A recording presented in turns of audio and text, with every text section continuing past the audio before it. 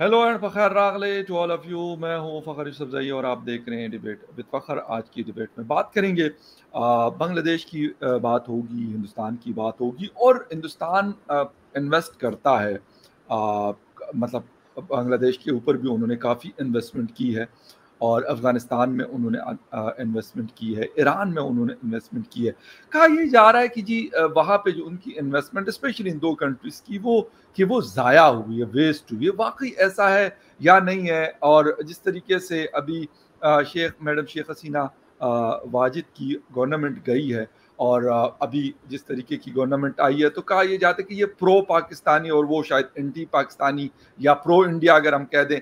क्या वाक़ई ऐसा होता है कि जो इस तरह की चीज़ें होती हैं, आपने मतलब 10 साल या 20 साल या 30 या 50 साल उसमें लगाए हैं और वो चीज़ें एकदम से जैसे ड्रेन हो जाती है?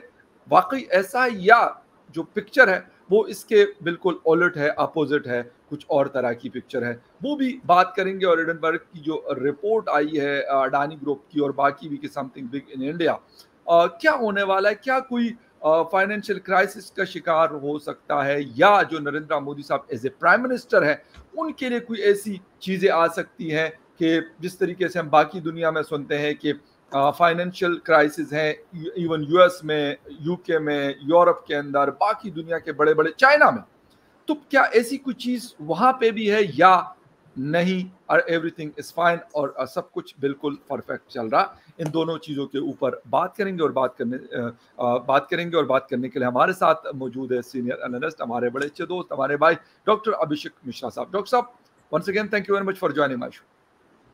थैंक यू एंड पखैर अगले to you and to your viewers. और आपने मुझे बुलाया, इसका बहुत बहुत थैंक यू सो मच।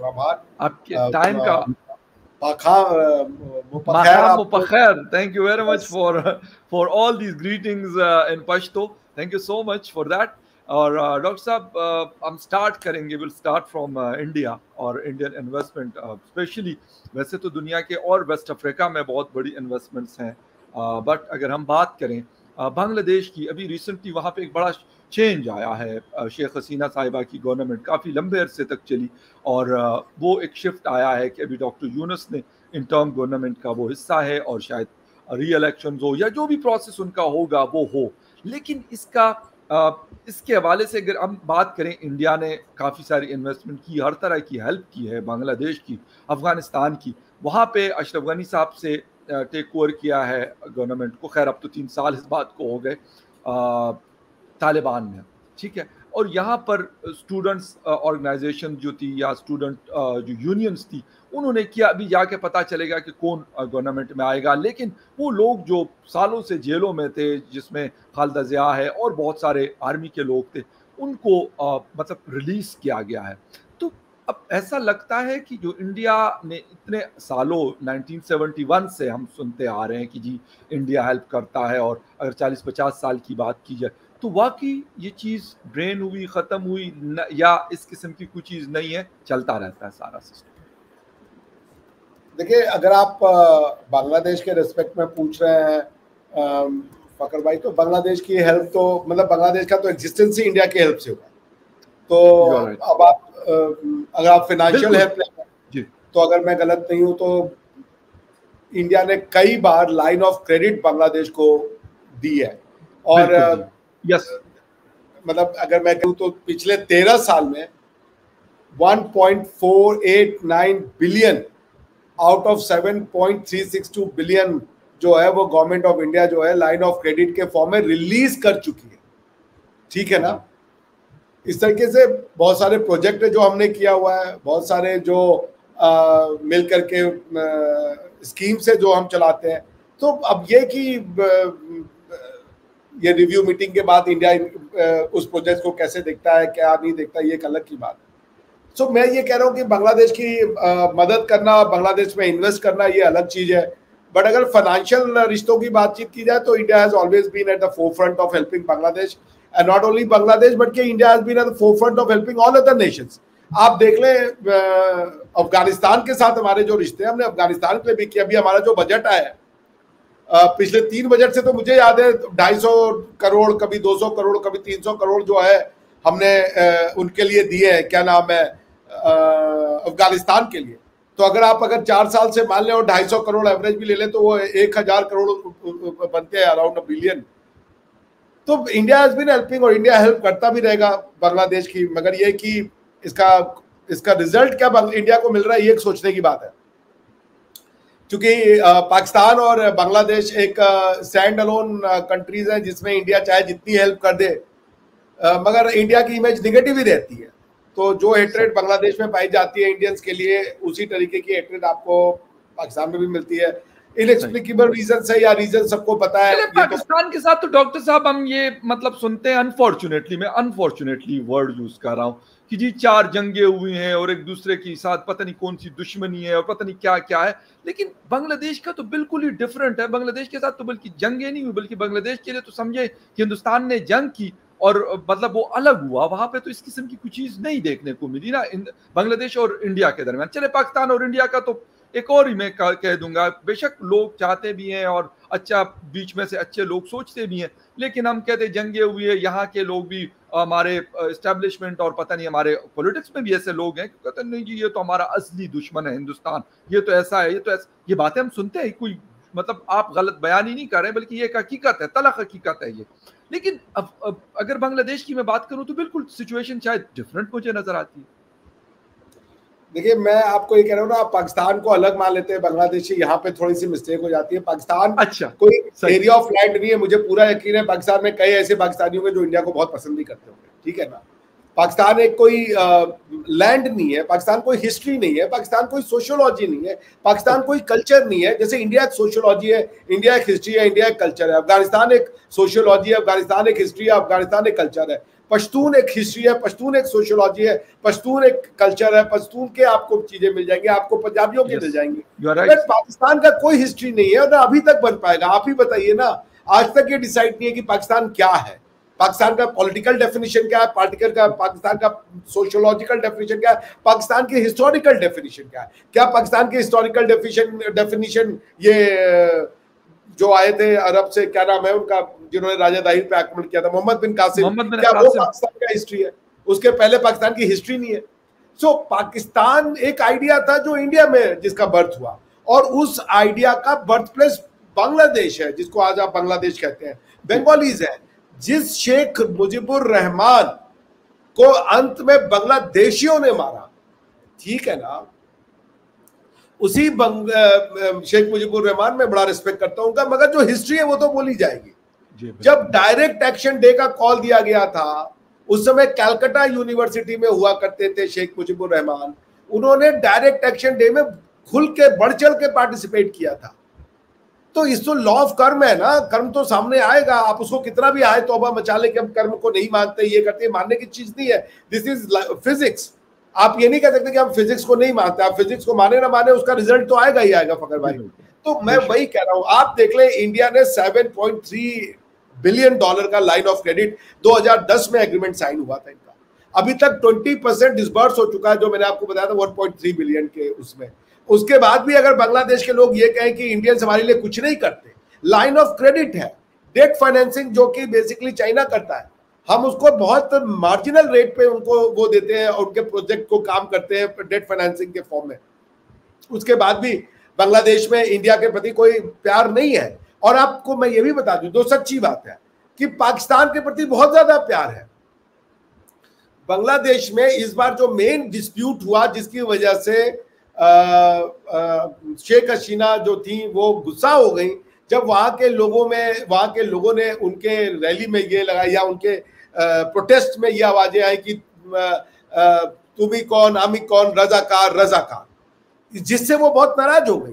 क्योंकि कौन थे रजाकार? वो पाकिस्तान, वो बांग्लादेशी थे जो मुस्लिम इस्लाम के नाम पे बांग्लादेश की नेशनलिस्ट आइडियोलॉजी को दबाना चाहते थे। और उन्होंने पाकिस्तान आर्मी के साथ मिलकर के अवामी लीग, जो आज अवामी लीग है, उसको पहले आप मुक्ति बाहिनी कह सकते हैं, उनके अगेंस्ट में उन्होंने काम किया था। सो पॉइंट ये कि आज आप बांग्लादेश में सर्वे करा लीजिए फकर भाई, आज सर्वे करा लीजिए, आपको ये रिपोर्ट मिलेगा कि with respect to India and Pakistan, they are more closer to Pakistan, they love Pakistan. बिल्कुल, आप अगर रिलेटिव कॉन्सेप्ट कराएंगे, ऐसे आप पूछे तो शायद कोई कहते, वरना Sheikh Mujibur Rahman is the epitome, is the personification of resistance against Pakistan. जैसे महात्मा गांधी अंग्रेजी हुकूमत के खिलाफ लड़ाई का चेहरा है। आप महात्मा गांधी को और चीजों पे अटैक करें वो अलग चीज है, लेकिन आप नेशनल स्ट्रगल की बात करेंगे तो महात्मा गांधी के ऊपर भारत को हमेशा डिपेंडेंट रहना पड़ेगा, क्योंकि ये महात्मा गांधी थे जिन्होंने लोगों के अंदर राजनीतिक चेतना या सियासी चेतना जगाई थी, लोगों को राजनीति का पार्ट बनाया, घर से बाहर निकाला, उनको रैलियों में जोड़ा, उनको आंदोलन में जोड़ा, उनको पॉलिटिकल एक्टिविटी में जोड़ा। ये महात्मा गांधी का वो है। वही जो रोल महात्मा गांधी का भारत में है या स्थान है, रोल तो नहीं, वही स्थान शेख मुजीबुर रहमान का वहां पे है बांग्लादेश में। क्या भारत में लोगों की महात्मा गांधी की पॉलिसी से डिसएग्रीमेंट हो सकता है?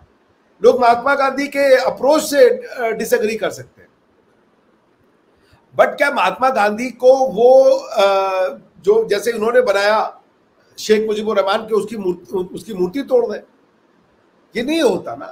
पॉइंट ये मैं कह रहा हूं कि आपके डिसएग्रीमेंट होते हैं, इसका मतलब ये है कि आपने कहा शेख मुजीबुर रहमान को गिरा दिया, तो आपने वो जो पाकिस्तान और बांग्लादेश के बीच की जो दुश्मनी थी वो खत्म कर दिया आपने।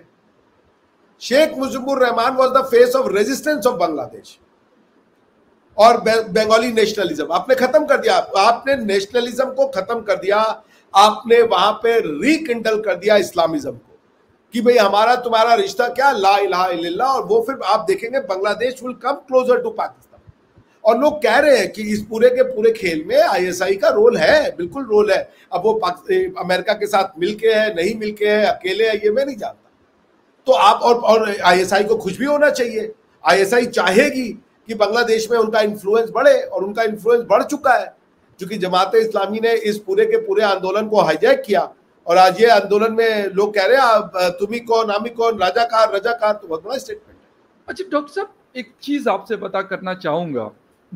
हम आईएसआई के ऊपर क्रिटिसिज्म भी बहुत करते हैं, मैं आपको सच बता दूं। काफी ज्यादा एक होता है जो उनकी ऐसी चीजें जो पाकिस्तान के अंदर ऐसी कोई इन्वॉल्वमेंट अगर कुछ उनकी होती है किसी चीजों में, तो बहुत उनके ऊपर क्रिटिसिज्म भी होता है। और लोग ये भी कहते हैं कि अपने आप को मतलब कहते हैं कि नंबर 1 वो कहते हैं। तो क्या वाकई इतना इनका मतलब वो है, पावर है कि वो बांग्लादेश में, अफगानिस्तान में या किसी और कंट्री में इतना अपना वो एक पूरा एक रिजीम चेंज, काफी बड़ा काम होता है कि शेख हसीना साहिबा जैसी एक मजबूत प्राइम मिनिस्टर थी, ये तो हमें माननी पड़ेगी ये बात। एक बड़ी मजबूत पार्टी, शेख मुजीब साहब की बेटी है वो, कोई आम बांग्लादेश की वो नहीं थी, किसी आम पार्टी की। तो क्या वाकई अगर ये आईएसआई ने किया है तो इसका मतलब है, जिस तरह हम 1971 में कहते कि हिंदुस्तान कहता था कि हमने आपको करवाया, हमने आपको अलग करवाया है पाकिस्तान से, एक पार्ट तोड़ा है हमने, तो इसका मतलब है कि आईएसआई ने ये 50 साल के बाद उसका कोई वो कुछ इस किस्म का, मैं बदला तो नहीं कह सकता इसको, क्योंकि बांग्लादेश एक अलग मुल्क है, वो पाकिस्तान का हिस्सा नहीं है। जी, it's a very intelligent question. आपका point, ISI as an institution पे आप डाउट कर सकते हो, आईएसआई एज एन आइडियोलॉजी पे आप डाउट नहीं कर सकते। ठीक है, ओके। तो आईएसआई क्या है? आईएसआई किसका इंटरेस्ट है? पाकिस्तान का या इस्लाम का या सब कॉन्टिनेंट के इस्लाम का? आईएसआई का ऑब्जेक्टिव क्या है? पाकिस्तान की दिफा या इस्लाम की दिफा? पाकिस्तान का प्रचार प्रसार या इस्लाम का प्रचार प्रसार? Okay, what is the job of ISI? हालांकि इनका गठन तो जो मुझे समझ में आता है इंटर सर्विस इंटेलिजेंस था कि जो पॉलिटिकल पार्टीज है उनके ऊपर जो है नजर रख सके, मगर आज उसका रोल बहुत वाइडेंड हो गया है। पॉइंट मैं कह रहा हूं कि जब हम आईएसआई की बात करते हैं तो हम ये बेसिकली बात करते हैं कि जो एक पाकिस्तान तालिबान को क्यों फेवर करती है अफगानिस्तान में, पाकिस्तान गनी को क्यों नहीं फेवर करता, पाकिस्तान अमीरुल्लाह साले को फेवर क्यों नहीं करता, पाकिस्तान अब्दुल्ला जी को क्यों नहीं फेवर करता, करजई जी को फेवर क्यों नहीं करता? ठीक है ना, हामिद करजई, मैं उनको बड़ा स्टालवर्ट लीडर मानता हूं हामिद साहब को, अफगानिस्तान के एक्स प्रेसिडेंट है और the man is literally educated and जी आप कुछ बोलो। जी, मैं बिल्कुल उन्हीं की कारज़ई साहब की बात कर रहा हूँ। मतलब पाकिस्तान उनका आना जाना और वो सारी चीजें थी, और बल्कि पाकिस्तान में उनका रहना भी बहुत अरसे तक हुआ है, पाकिस्तान में रहे भी। तो हामिद कारज़ई साहब is a man of stature ना, वो बात जो करते हैं, मैंने उनका इंटरव्यू सुना है, बहुत इंटेलेक्चुअल बात करते हैं, समझदारी की बात करते हैं। उनका तो तालिबान में भी पैठ है और उनका तो गनी साहब की जो गवर्नमेंट थी उसमें पैठ। मेरा क्वेश्चन ये है फखर भाई कि पाकिस्तान में ये क्यों कहा कि गनी की गवर्नमेंट तो गुलामी है, हामिद करजई गुलामी के सिंबल है? क्योंकि कई लोग कहते हैं हामिद करजई साहब जो है वो सीआईए के एजेंट है, सीआईए के द्वारा, वो सीआईए द्वारा, जैसे जो आप मोहम्मद यूनुस साहब के लिए कहा जा रहा है वही काम हामिद करजई साहब के लिए कहा जाता था कि हामिद करजई चूंकि पहले कहीं यूएस में काम करते थे, उनको जो है वो अमेरिकन ने आकर के अपना प्रेसिडेंट बना दिया अफगानिस्तान का। आपने आईएसआई अमरुल्लाह साले को क्यों नहीं पसंद करता था? पॉइंट आईएसआई की बात नहीं है, पॉइंट है कि आईएसआई या पाकिस्तान के लोग एक पर्टिकुलर आइडियोलॉजी को फेवर करते हैं, वो तालिबान को नहीं फेवर करते। तालिबान के साथ उनकी पट्टी नहीं रही है, उनको लगा कि तालिबान के फॉर्म में वो आने जा रहा है जिसको वो समझते हैं कि ये हमारा इंटरेस्ट है और हमें पाकिस्तान इसके लिए बना है, जो उनकी अंडरस्टैंडिंग है, वो नहीं हुआ। तो पॉइंट अब ये कह रहे हैं कि भले ये ना करवा पाए हो, लेकिन धीरे धीरे जो बांग्लादेश में इस्लामिक एक्सट्रीमिज्म बढ़ रहा था वो सबको दिख रहा था। लेकिन चूंकि जो ये इंडेक्स वाली कंट्रियां जो बनाते हैं ना, ये इंडिया को हमेशा नीचा दिखाना चाहते हैं, तो ये इंडेक्स हमेशा ऐसा बनाते हैं कि श्रीलंका पाकिस्तान से भी नीचे इंडिया रहे तो इनको ज्यादा खुशियां हो जाती है। मगर हमारे पास डिबेट के सारे डेटाबेस आ रहे थे कि एक बात बताइए, 24% 1971 में हिंदू थे, आज वो 7% हो गए, क्यों? ये शेख हसीना साहब से आपकी नाराजगी हो सकती है जी, पर अटैक मंदिरों पे क्यों? गलत है सर, एब्सोल्युटली रॉन्ग। गलत या सही की नहीं है, मैं कह रहा हूं सही है। मैं ये कह रहा हूं एक चीज, जी जी प्लीज आप, मैं कह रहा हूं ये बिल्कुल सही किया उन्होंने, पॉइंट गलत या सही की है ही नहीं। मैं कह रहा हूं क्यों है, इसका मतलब गुस्सा कुछ और है ना। मैं वैल्यू जजमेंट पे नहीं जाता, बिकॉज वो वैल्यू जजमेंट एक दूसरा कॉन्सेप्ट चला जाएगा। हम कह रहे मान लीजिए मंदिरों पे अटैक किया जाना सही है, क्वेश्चन है कि वो मंदिरों पे क्यों ही अटैक कर रहे हैं, उनका क्या लेना देना? जबकि शेख हसीना महोदया ने कहा था कि हमें तो क्रिश्चियन स्टेट बनाना चाहता है, हम बांग्लादेश के कुछ पार्ट को अमेरिका, ये उनका स्टेटमेंट है, ठीक है ना। उन्होंने जमाते इस्लामी को बैन किया था, जमाते इस्लामी से ही तो लड़ाई करके पाकिस्तान से इन लोगों ने छुट्टी पाई थी, वरना जमाते इस्लामी के लोग तो रजाकार थे।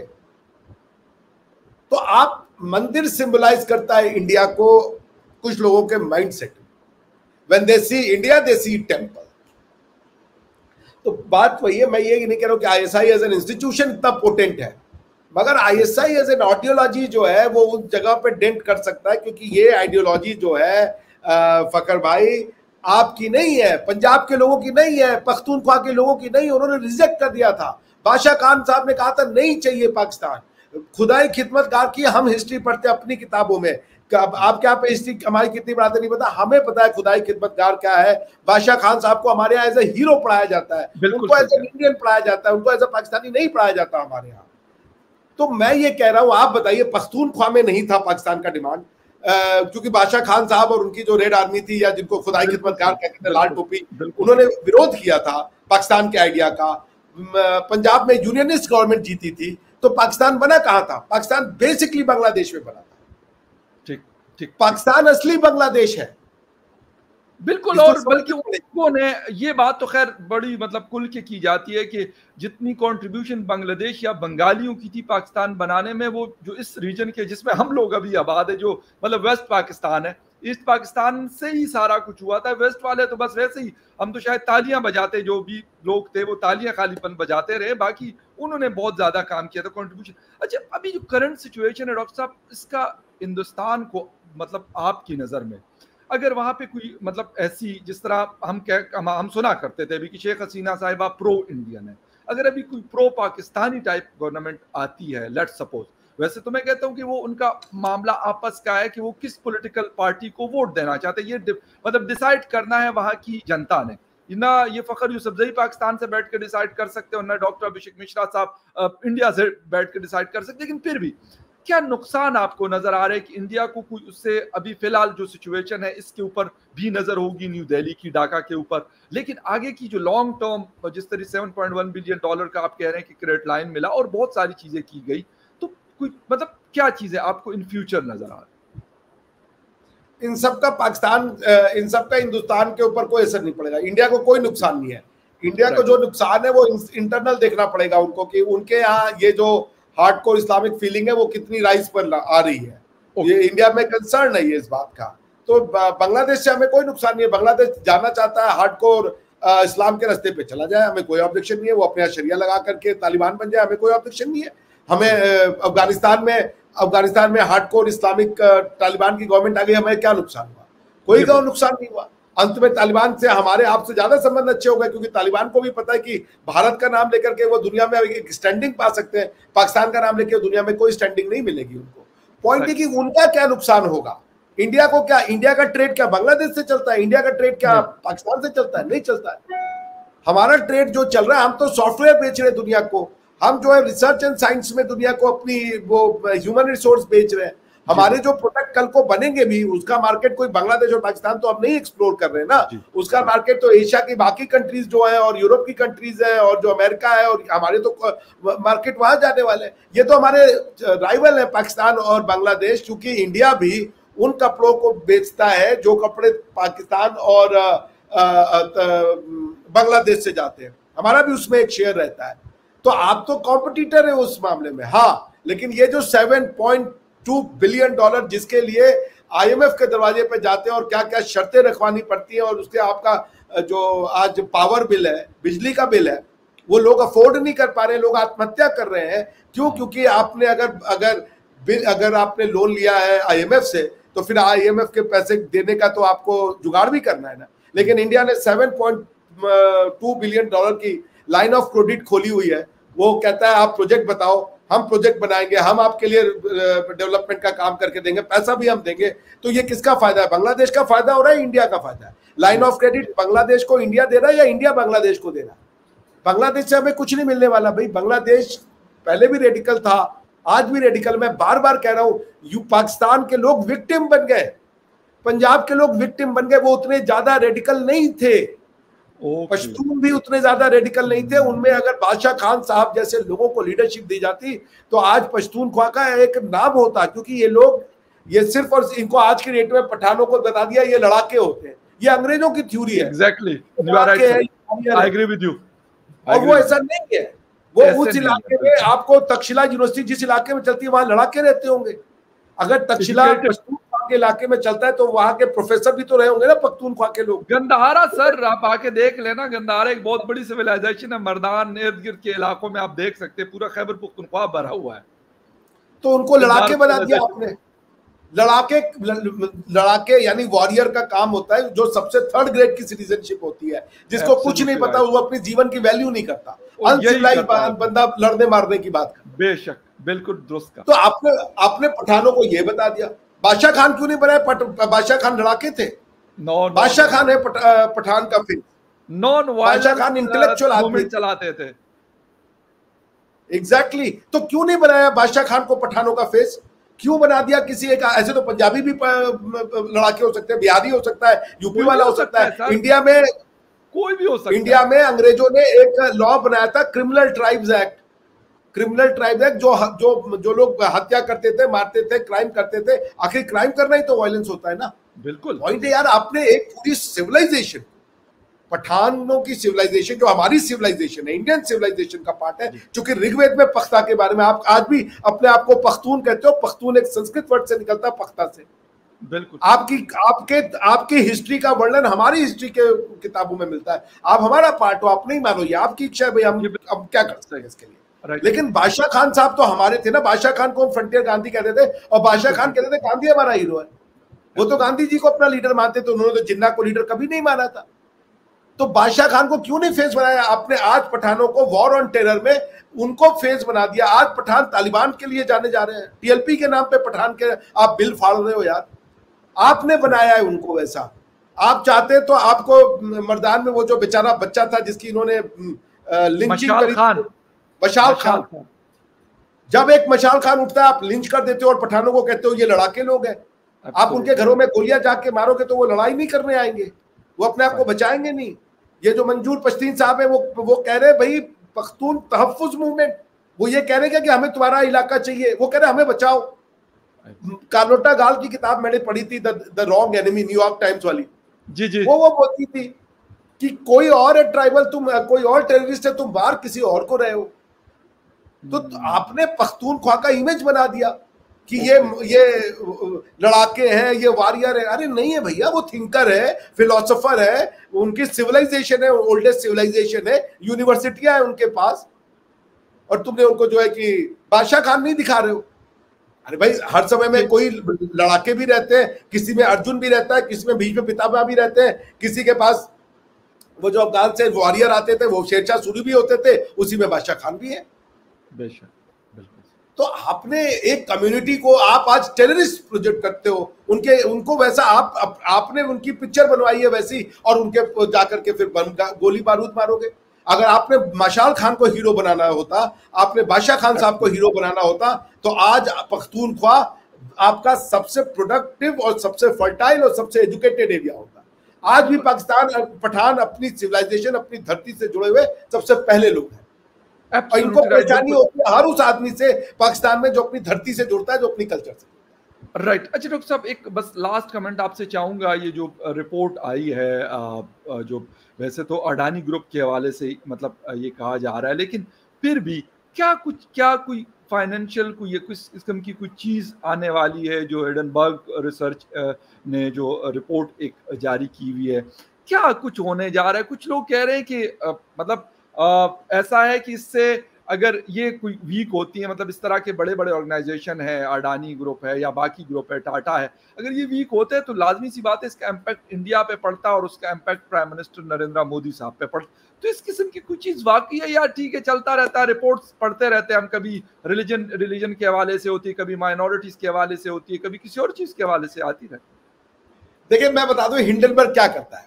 एक होता है स्टॉक एक्सचेंज, जिसको कि सेकेंडरी मार्केट कहते हैं, जहां पे सिक्योरिटीज ट्रेड करती है। तो जो आपकी सिक्योरिटीज होती हैं वो अपने रियल वैल्यू से कहीं ज्यादा वैल्यू पे ट्रेड करती है, उनके डिमांड के हिसाब से। ठीक है ना? तो मान लीजिए आपने एक शेयर 10 रुपए का खरीदा था, आज हो सकता है वो शेयर की वैल्यू अब पता नहीं पाकिस्तान में चलता है कि नहीं, वो शेयर की वैल्यू बढ़ के 1000 हो गई है। पाकिस्तान में है, बिल्कुल है सर, बिल्कुल है। स्टॉक एक्सचेंज भी और आप भी जानते हो शेयर मार्केट को। तो हिंडनबर्ग जो है वो शेयर मार्केट है, ये शॉर्ट सेलर है। शॉर्ट सेलर का मतलब होता है, ये लोग क्या करते हैं, मार्केट में स्पेकुलेट करते हैं कि ये वाला जो है ना शेयर, इसकी प्राइस गिरी हुई है, इसको उठा लो, इसको होल्ड करो, और जब इसकी प्राइस बढ़ जाए इसको मार्केट में प्रॉफिट कमा लो। इसको कहते हैं स्टॉक मार्केट मैनिपुलेशन का एक पार्ट होता है। देखिए, स्टॉक मार्केट में ना बेसिकली ये सेकेंडरी मार्केट होता है, तो शेयर्स के साथ उसकी रियल प्राइस में और उसकी परसीव्ड प्राइस में अंतर हो सकता है। उसके बीच में लोग खेलने की कोशिश करते हैं। कुछ चीजें लीगली खेली जा सकती है, कुछ चीजें लीगली नहीं खेली जा सकती।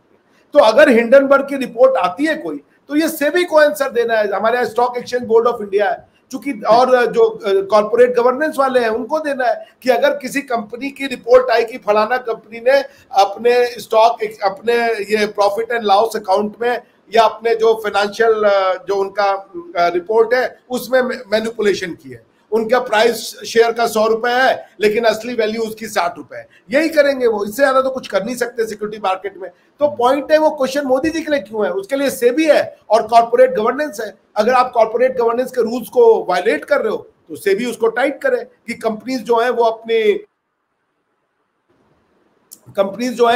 अपनी प्रैक्टिसेस को वो करे। ये तो इनका एनरोल में हुआ था, ये इनका नहीं होता है क्या? तो ऐसा है कि अगर वो ये कह रहे हैं कि हमारे पास ही सारी एबिलिटी है कॉर्पोरेट गवर्नेंस को इंश्योर करने की और स्टॉक मार्केट में स्पेकुलेशन को करने की, तो SEBI must think, SEBI must reply them, क्योंकि भाई सेबी के बिना परमिशन के तो स्टॉक एक्सचेंज में कोई कंपनी नहीं आ सकती ना। तो इसमें मोदी का क्या काम है? मोदी जी का कोई लेना देना नहीं है। वो तो चूंकि अडानी के उसमें रिपोर्ट हुई थी तो कुछ भी साला हो, इंडिया में मोदी जी को जोड़ दो। किसी के घर में किसी की दादी की भी डेथ हो जाए तो ये मोदी जी का ही काम होगा, तो ये वाली बात है। Otherwise I am not at all concern. किसी कंपनी का यही आएगा कि इन्होंने अपने स्टॉक एक्सचेंज में मैनिपुलेशन किया हुआ, अपने स्टॉक प्राइसेस में इन्होंने झूठ दिखाया, इनका डेट इतना है लेकिन इनका क्रेडिट इतना है, पैसा नहीं है, पैसा दिखा रहे हैं कि हमारे पास 5000 करोड़ है लेकिन बेसिकली बैंकरप्ट हो चुका है। इसी टाइप की कोई रिपोर्ट आनी है तो आई डोंट केयर। कोई कंपनी अगर बेईमानी कर रही है तो कर रही होगी। जैसे अभी कुछ दिन पहले वोक्सवैगन था, वोक्सवैगन ने जब यूरो 4 नॉर्म आया था क्लाइमेट चेंज के लिए, तो उन्होंने क्या किया था कि अपना सॉफ्टवेयर चेंज कर दिया था। इंजन पुराना रखा था क्योंकि उनको इंजन चेंज करना था, उन्होंने सॉफ्टवेयर चेंज करके और यूरो 4 एमिशन के हिसाब से उसमें मैनिपुलेशन की थी, पकड़े गए थे। ये हर जगह होता है। तो अगर कोई कॉर्पोरेट गवर्नेंस का इशू है, अगर कोई स्टॉक मार्केट मैनिपुलेशन का इशू है तो SEBI is answerable. Why Modi ji?